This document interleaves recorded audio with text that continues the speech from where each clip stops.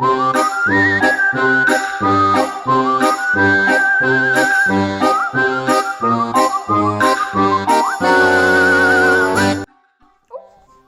on? Is it on?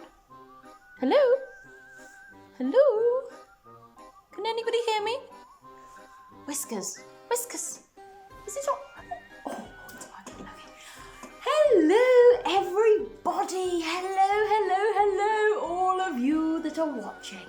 Now, my name is W.H. Itch. And today I'm going to read you a story from my not yet published book, Witchinori Stories. Perfect for any witch and anyone who loves telling a story. Now, I think I've got the perfect one. Let's have a look. Ooh, if I can get the book the right way around. Silly me, I'm just so excited. Here we go. Witchinori Stories. I've got the perfect one. Now, this one is called The Misunderstood Monster. Chapter 1, Lily. On the edge of a dark, dark wood, in a house lived a girl who was ever so good. Her name was Lily, and her sis was Liz, who got herself into such a tiz. Quite rightly so. She worked ever so hard at a local restaurant called The Eating Yard. Each day, Liz would leave Lily all alone with no other company but her phone. Of course, she couldn't help it. They needed food on the table. And so the beginning of our little fable. And, as she did every day, Liz explained the rules to Lily once again. Never answer the door, nor a ringing phone. Do not answer anything when you are home alone. Yes, nodded Lily. She wouldn't do anything that silly. So, off Liz went for a good few hours. Little did Lily know of the wood or its powers. And in this big house, Lily was alone. She tried to make some fun of her own. She slid down banisters. She blew bubbles with gum. A book she read, a song she sung. And for a while, Lily was fine. Until she looked at the clock and noticed the time. An hour had passed. Only an hour, she exclaimed. You know, she said it in a shocked kind of way. An hour? But there's 24 of those in a day. She sighed. I hope this is over soon. And then her phone played its own little tune. Lily looked at her phone. It was one of her apps. You know, the one where your friends can send you snaps. Come outside, it read. How strange, Lily said. I've never seen this person before. Then all of a sudden, without any warning, a knock, knock, knock on the door. Who could it be? Who and what for? Lily thought back to what Liz had said and repeated the rules in her head. Never answer the door, nor a ringing phone. Don't answer anything when you are home alone. But Lily, as curious as she is, decided to ignore the rules of Liz. But it could be important. It could be a friend. Who could it be? What do they intend? She opened the door without another thought, going against everything she'd ever been taught. But how disappointing. Nothing in sight. Lily had half expected a fright. She shut the door and out came a sigh. Suddenly the house began to shake. Had Lily made a huge mistake? It rumbled and Lily tumbled inside. This was no fun, no fairground ride. This was a battle that Lily couldn't win. She was shaken like the last biscuit in a biscuit tin.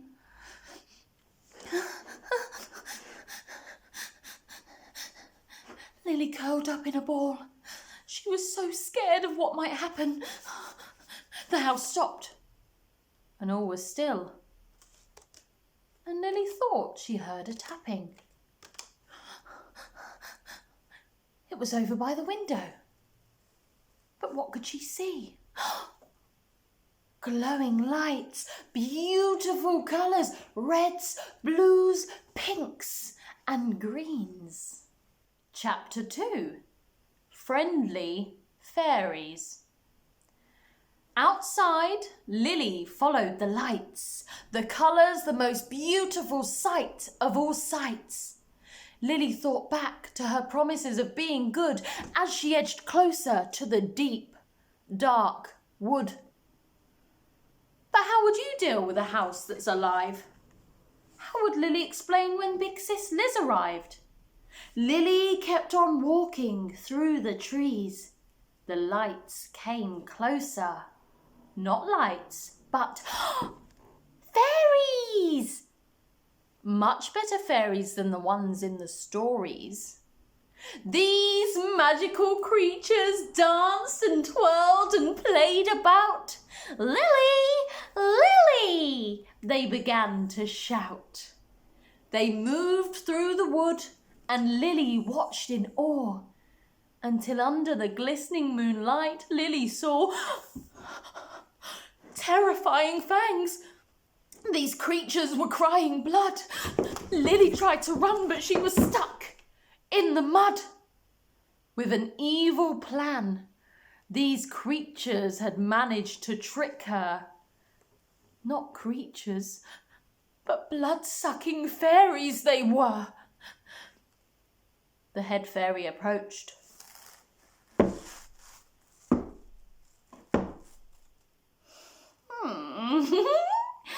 We've got her, it said. We'll eat her in the morning. We'll start with her head. Put her down the hole. No one will hear. The nasty creatures began to cheer. But for now, we need our beauty sleep. Let's all go to bed. We'll eat her in the morning, whether alive or dead. Oh, I love being mean. Chapter 3. The Monster. On the other side of the forest, a monster lay on his back, looking up at the sky. No stars, just black. He wished he could paint again and create a picture in the sky. But he wasn't allowed. The fairies, that's why. You see, this monster was extremely misunderstood. Despite appearances, this monster was ever so good. His ears humongous and teeth so sharp. When he tried to blow bubbles, he only let out a harp. Before the wood was dark, he had a magical power, you see. He blew these bubbles of positivity. The wood was full of life and ever so bright. When all was good, all was right. It was once known as Castle Park. Then the fairies arrived and hailed it Castle Dark. But where do they come from? Nobody knows, but they enjoy eating children, arms, legs, fingers and toes. But where do fairies go at night? Well, I shall tell you.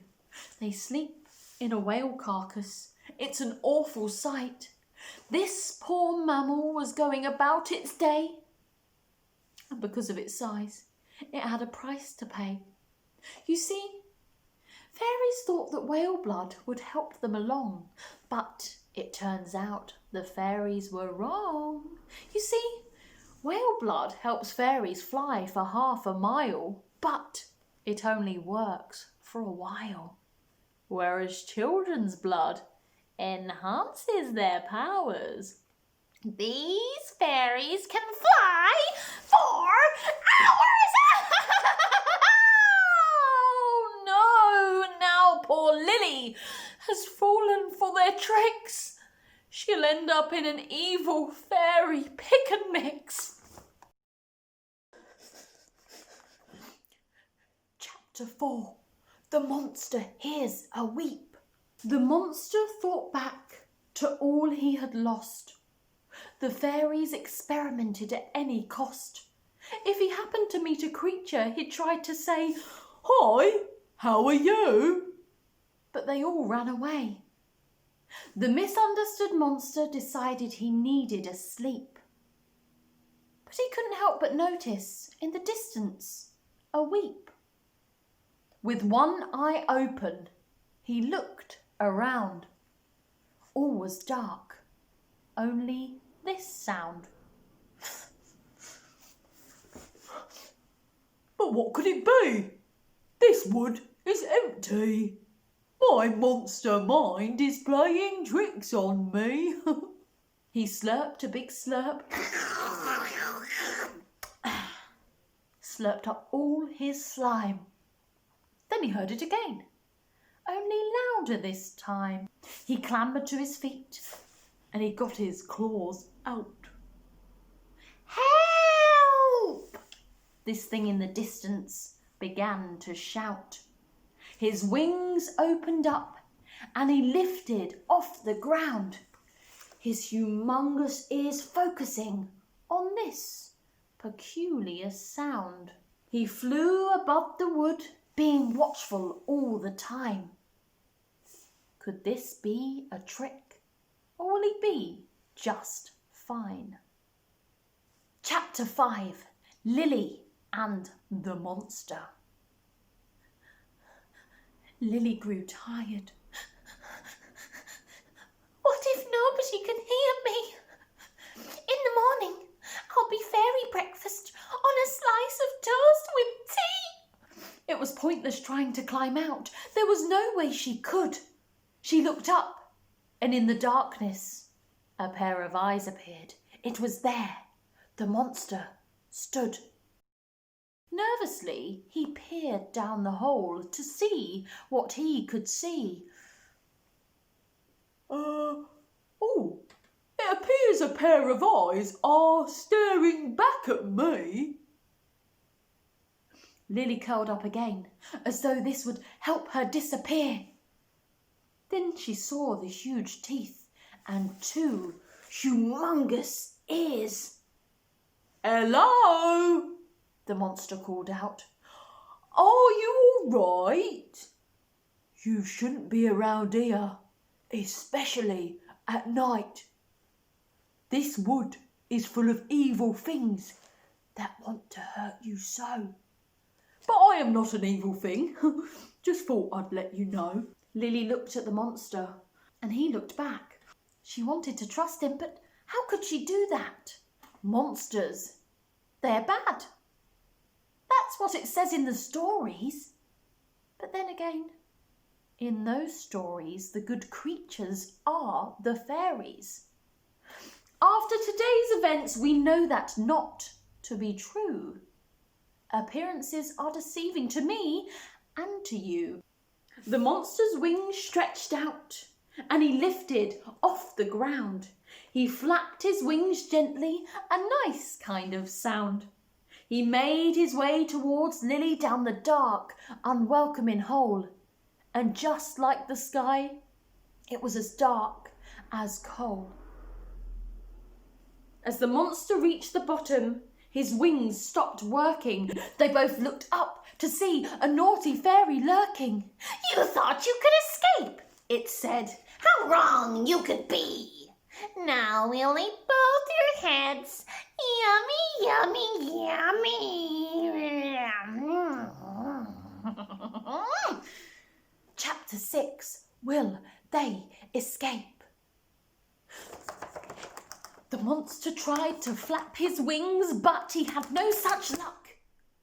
The fairies must have cast a spell, and now they were stuck.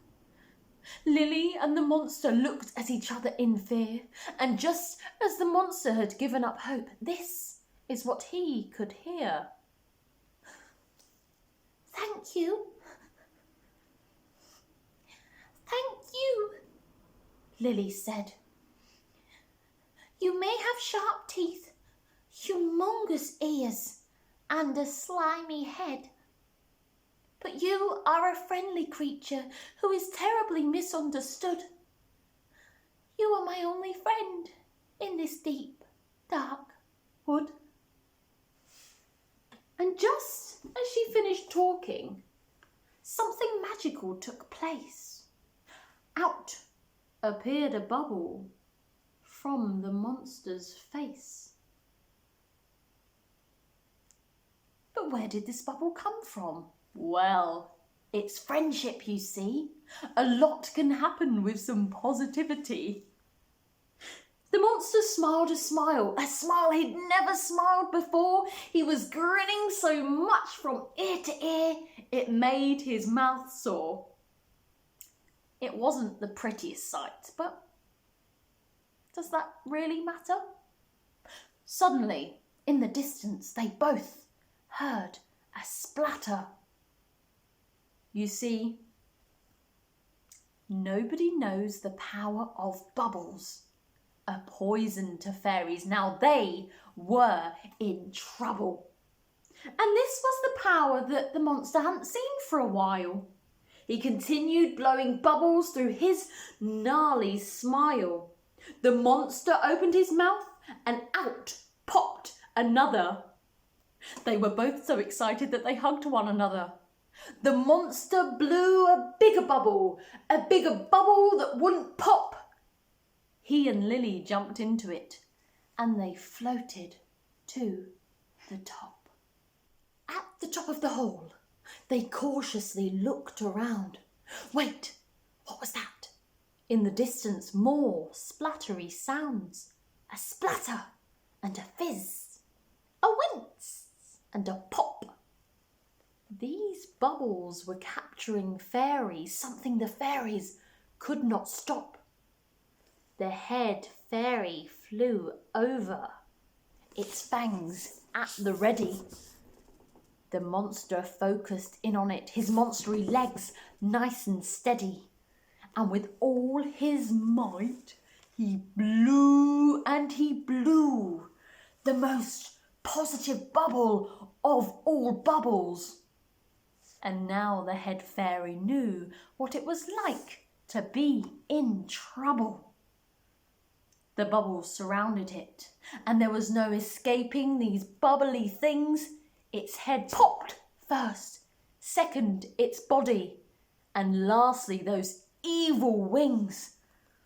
And as the bubbles made their way through the deep, dark wood, everything was brightening up again. Everything was turning good. The monster reached up, way, way up high, moved his hands around a little and began to paint the sky. Lily watched in amazement as everything was turning bright. And in that moment with the monster, she knew that everything would be all right. So, the moral of the story is, well, listen to the rules of Liz. No, not quite. There is another. Never judge a book by its cover. Well, that's true, yes, but I'll leave you with this. When you're in a dark wood and feeling helpless, call for a friend or help others in need. A lot can happen with some positivity.